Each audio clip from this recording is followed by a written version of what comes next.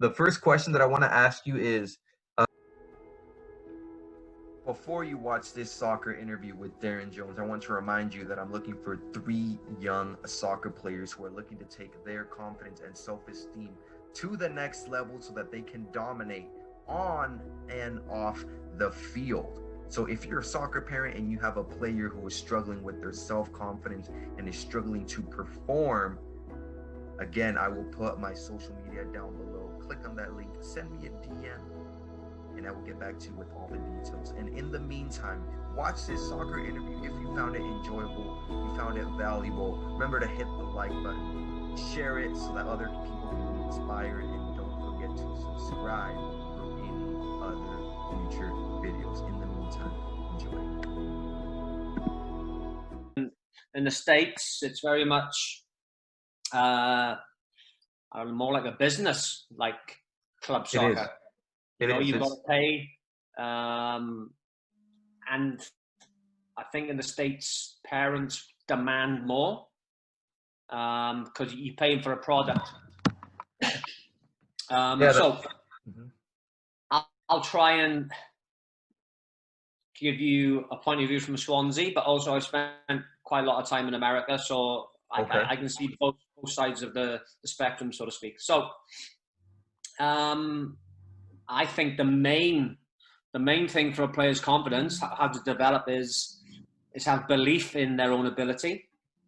So at the academy, if we're lucky to have a full-time psychologist, so any issues we think the coach can't deal with, and I think with my experience, I know I can help my players. It's my job to help my players, whether it's, I don't know, a striker not scoring goals, whether it's a goalkeeper not keeping clean sheets, whether it's a centre-back not winning headers. So, for example, if I see a centre-back not winning headers, losing headers, about bad timing, and I think a common trend now is top players at international level, they must react when things go wrong. They must show a positive response, not this hand slapping or arms up in the air. They must react by trying to put things right, what's gone wrong. So whether that might mean I've lost the head and now I must regain my position to help win the ball back, whether it's a bad touch. Don't just go, oh my gosh, that was a touch. You've got to react as quick as possible to try and win that ball back, regain possession, to get on the ball to start playing again. So if I see my striker suffering with confidence, and I've done this many times. In fact, I've done it maybe about 6 weeks ago. I've had a player fresh to the professional phase, so just signed what we call a scholarship. So from 9s to 16s, the academy is, they train 4 days a week, they play on a Saturday. At U17, that's where they sign what we call an apprenticeship or a scholarship. They have 2 years.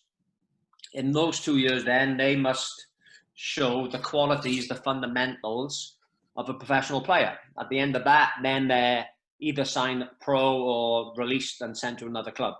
So this certain player excelled at U16, but he struggled to step up to play U17, U18 football. They train in full time, get 1 day off a week. They're in the gym 5 days a week. So it's quite intense, and I've just seen this player struggle big time. So I just done 3 or 4 individual sessions. His confidence in front of the goal is terrible. Wow. I could see that. He just couldn't hit the target. He'd get in great positions, couldn't hit the target, didn't back himself, didn't commit fully to the shot. He'd always try and pass it to players not in better positions than him. And I said to the lad, look, hang on after the session. We'll do 30 minutes extra. No goalkeeper, empty goal. just simple, basics, fundamentals, striking the ball, right foot, left foot, coming across your body, outside foot, inside foot, all the stuff I knew he was good at. Mm-hmm. It's just when it came to the game, mentally, something wasn't right. So, repetition, repetition, repetition. Still struggled with no goalkeeper. 12 yards out. Made it easier. Got it to 10. Got it to 8. Got it to 6. Now the repetition is hitting the back of the net regular. So I changed the target. I went, okay, just change the angle. Let's start at 18 meters or 18 yards. 2 out of 10 went in. Right, let's change it to 15. I'd say 7, 8 out of 10. And you can see just his body language. He started to put his chest out, shoulders, and he's like, okay, I got this. Then I started to put different types of service into him. Easy. It was easy for him. So, we had a game on the Saturday, didn't play for the U18s because of injuries and players under self-isolation through COVID. He had to play U23. She's playing 4 or 5 years up. Wow. What does he do? Scores 2 goals. So every time I see this player now, and I work with him every day, I make a beeline for him at the start of the session. Okay, remember those 2 goals. Enjoy them, but just think back how you got in that position. How did you get in that mindset to score? Let's strip it all back. Me, you, no goalkeeper, goal, ball. So the foundations were laid in those individual sessions with myself, and I've just seen the player just flourish. Unfortunately, he's picked up an injury. Now he's back doing rehab. I think he's fit in maybe 10 days. But I'll have to go through the same cycle with him again because I know deep down he doesn't back himself. So I think you need to find the flaws in the player's game, also his strengths, magnify his strengths, make his strength into a super strength, but also work on his weaknesses. Set the targets realistic. And then as you see the change in the player's mindset and mentality, test him further. Super powerful right there. That was perhaps the most detailed breakdown of self-confidence that I've ever encountered, because whenever I ask this coaches, they give me great explanations, but what you said, what I caught in, what's super important is that trigger. When that player is feeling down and you remind him, okay, remember when you scored those 2 goals with me. That trigger of like, it instantly pops up in your mind, which almost like immediately distracts your mentality from thinking of failure and thinking of, okay, if I'm in this position, think of it like there's no goalkeeper. It's just another repetition. I'm just doing it one more time. Yeah, and players need to fail. They need to fail to understand how to improve, how to get better. I put it. We've spoke about this in the office today about parenting. That's a great example. My daughter, who's 13 years old, yes, text me today, WhatsApp me, Dad, can I have new sneakers? Can I have new trainers? I said, hey, you just had 2 pairs for Christmas. Yep. Oh, but these Air Jordans, they're $300. I went, okay. If you want them, you've got to fund it yourself. So whether that means you generate the money through your pocket money, or maybe selling some old sneakers, some old trainers, rather than me giving you the $300, I think, and I'm quite stern as a dad. and very stern as a coach, but I do it for a reason. Mm-hmm. Because if she had everything she wanted straight away, she would be spoiled. She wouldn't know, she wouldn't understand how to work for things. Yeah. Everything is given to her on a plate, on a platter. Yeah. That's not great because children do get spoiled and they expect things. And it's the same in soccer, in American football, in basketball. You need to work at things. You just can't expect to be a top player. Yeah, and that's super important. And that's actually one of the questions that I was gonna ask you, but now you just dove into it, is that parents sometimes don't want to let their kids fail. Because I was interviewing a past coach from the USL, a league below the MLS, and he said that when you give players everything, well, then they expect it to be easy, and it's almost like falling into like a false reality. They almost live in like this false world where like, oh, well, my parents gave me this, I don't have to work as hard. But Yeah. released into the real world, now they're like, oh my God, I'm not getting handed everything so easily. And then that's when reality kicks, and not it may not hurt the young player right now, but let's say tragically the father, the mother passes away, right? They're gone. Now what for the player or the kid?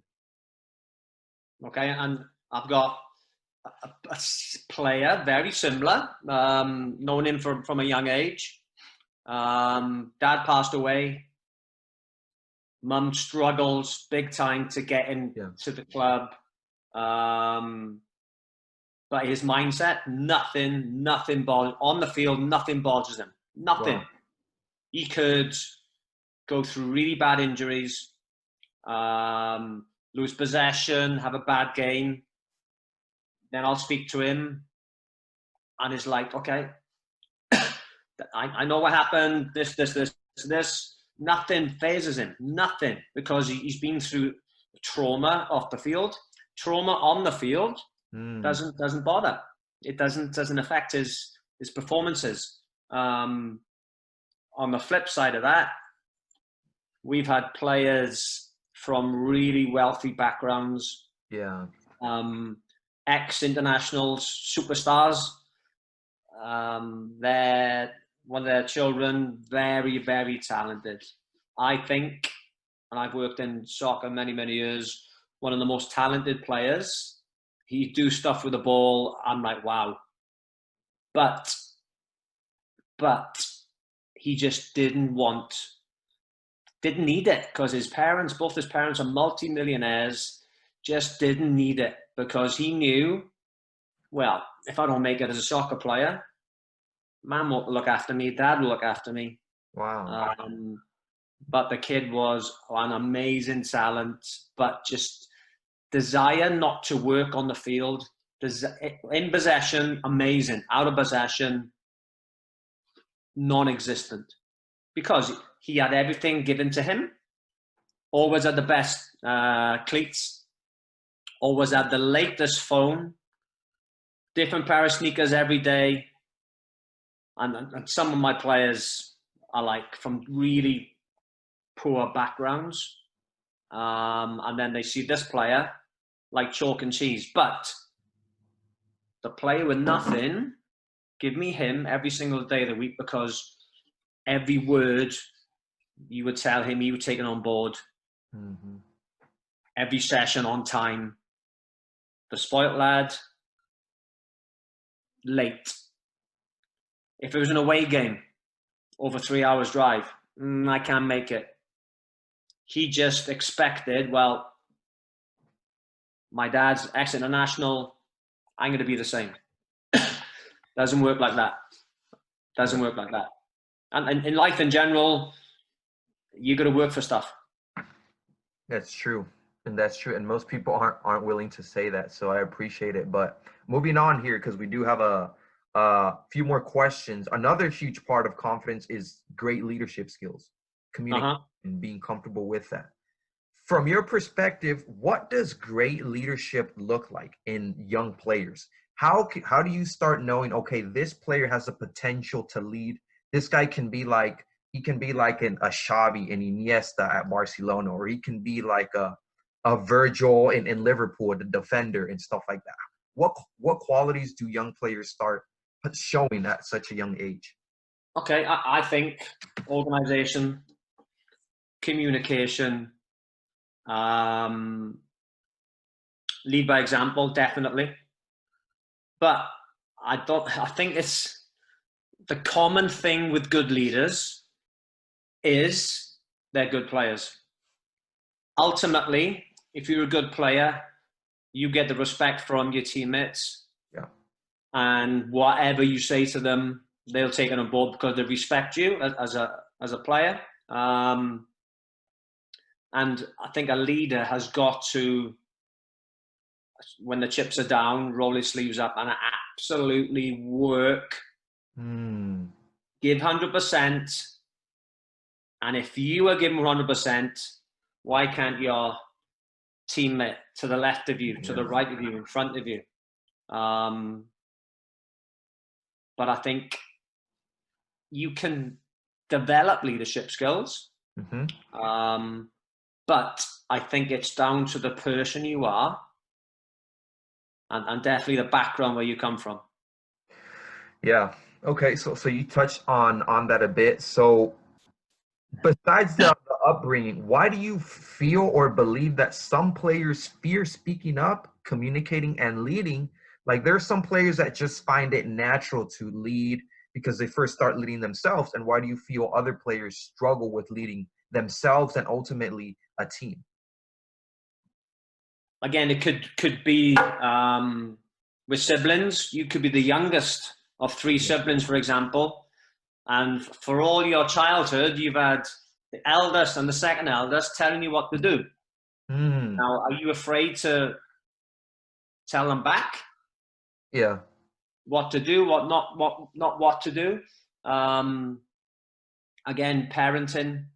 If you've got a very, I would say, a strict but a stern family with rules, with certain values, you could take those values into any team sport.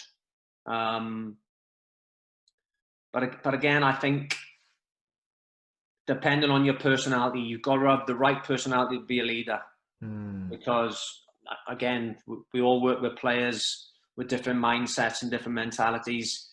If you're an introvert, there's no way you're going to be a leader. You can show leadership skills in by how you play. Yeah.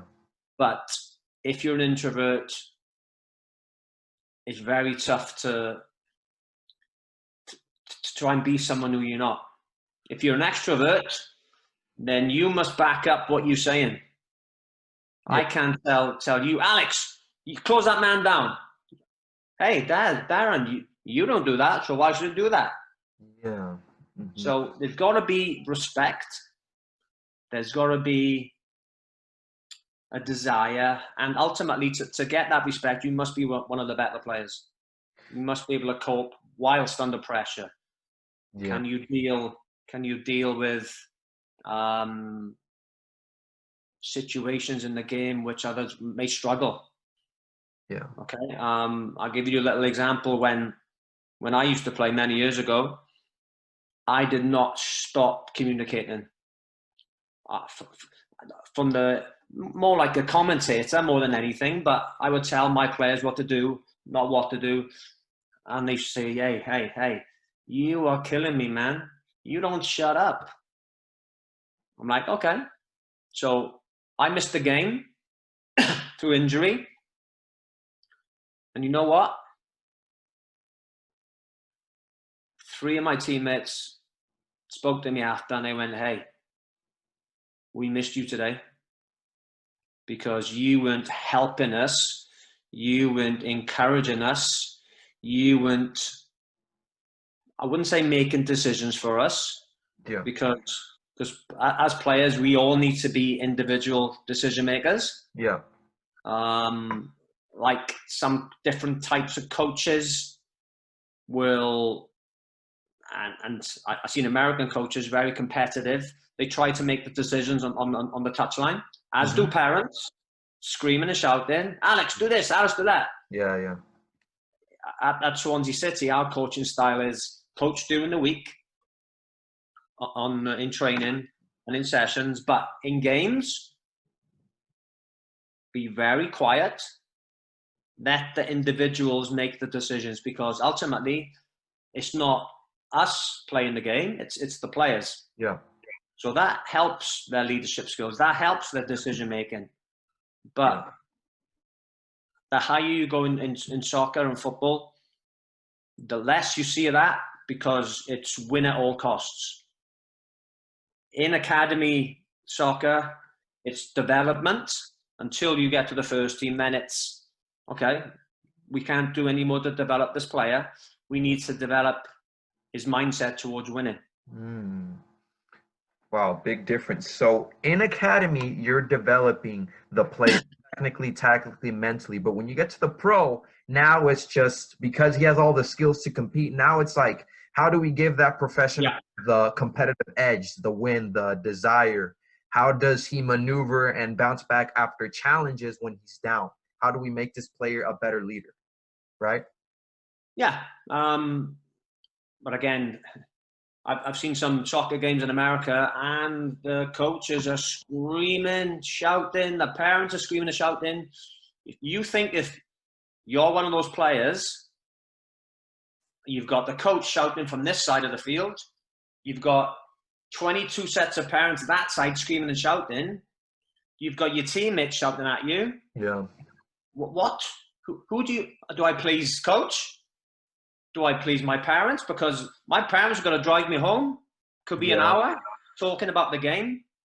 Yeah, exactly. Coach may not pick me next week because I've done what mom and dad have done.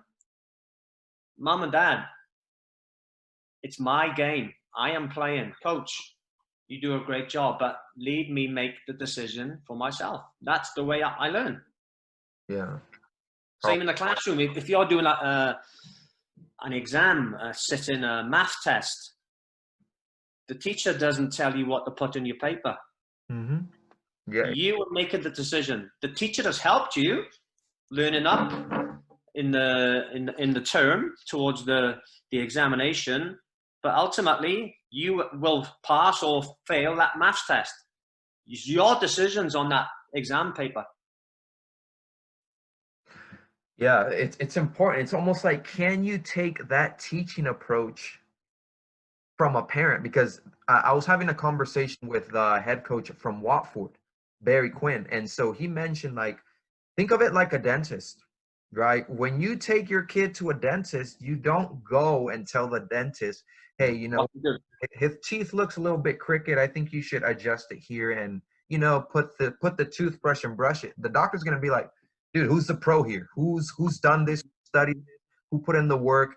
It'd be crazy. And it's the same thing for soccer. Yet I don't understand why some parents, like, maybe they're passionate, maybe they're a bit crazy, maybe they're just in love, but I don't know why they'll start the game quiet, and then at the 40th minute, they're all of them start yelling all of a sudden. It's like, we forgot the rule of, hey, it's to stay quiet, watch the game. And after that, sure, if you want to give your point of view, then feel free to give it. Right. So at our training sessions are all behind closed doors. Okay. Parents cannot watch any sessions. So there's no pressure on the player to perform in training. But in games, parents can attend games, but they sign a disclosure. They're only allowed to clap. No screaming, no shouting, no nasty comments. And we can ask them politely to leave the facility if they do break that code of conduct. Wow, that's a big difference. So all you hear in games is round of applause when the players do something well. Do you think implementing that strategy into the MLS or the US soccer would solve a lot of problems? If the MLS went and said, hey, sign this contract, you can only clap, would you think less players would quit? At academy level or Academy and pro. Academy and pro. At pro, maybe not, because Okay. you cannot go from U6 to U23 just by clapping. Yeah, exactly. Because we talk about the mental side of the game. Yeah. If you're playing, I don't know, Galaxy against LAFC, 25, 30,000 people screaming at you, Yeah. and you haven't experienced that whatsoever, Yeah. all you've That's true. experienced is people clapping, you will struggle. So I think, and what we tend to do, we send our younger players overseas on tours where there are no rules like that. We went to Italy last year, and the abuse our players received was terrible. Terrible. Not nasty, but booing every time we got in possession of the ball, because we're a possession-based team. Every time we got the ball, we were patient, we kept it. And the Italians were booing us. And our players like, why are they booing? We're playing really well. They were 11 years old. They didn't really understand that, I don't know, in Italy, you try to upset the opposition by booing them and cursing them. And so we went back. So we went to a different part of we went to Spain just before COVID kicked in February. So those players who had experienced Italy trip 12 months earlier knew what to expect. Wow. So it was almost like a preparation for the worst. So just in case it showed up, no worries. We got this. We've experienced. Wow. That's big. And especially if our players do get all the way to the first team, they're going to be playing against Italian players. Because Premier League, EFL is very cosmopolitan. The Italians, the Spanish, the French, every nationality. Our players must learn how to play against Italian opposition, where they might be more physical and try and be smart by pulling the jersey where the referee can see. Very streetwise, which British players, English, Welsh players, they probably won't do that. We are too whiter than white. So it's not just from a spectator's point of view, which we try and give them a bit of everything. It's also playing against different cultures, different formations, different types of players, very technical players, very physical players. So we're just trying to develop the all-round player. Very powerful. Okay, so moving on to the parent side. At Swansea, what does a great parent-player relationship look like?